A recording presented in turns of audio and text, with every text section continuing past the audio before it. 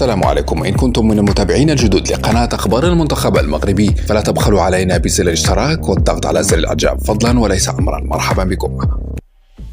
لقطة لأشرف حكيمي اليوم في مباراة القمة بين دورتموند وباريس سان جيرمان. نعم، لقطة بينه وبين الجزائري بن سبعيني. نعم، أشرف حكيمي قام بخطأين قاتلين قرب مربع العمليات.